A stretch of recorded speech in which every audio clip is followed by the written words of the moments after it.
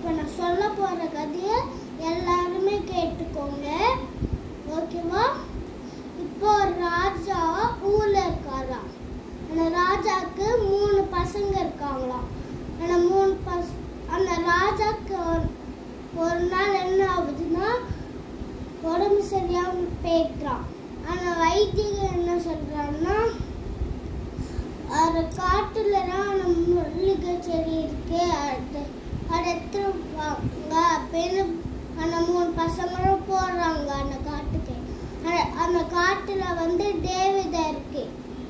என்ன நடந்தாலும் சரி, என்ன வேணா எடுத்துக்கோங்க, ஆனா பின்னாடி மட்டும் என்ன சவுண்ட் கேட்டா பின்னாடி திரும்பியே பார்த்துக்க கூடாது அப்படின்னு சொல்றான் அந்த தேவதை. அப்புறமா காட்டுக்குள்ள போறாங்க. ஒரு பையன் பின்னாடி பாரோட சத்தம் கேட்குது, அப்படியே பின்னாடி பார்த்துடுறான். அப்புறமா அவனும்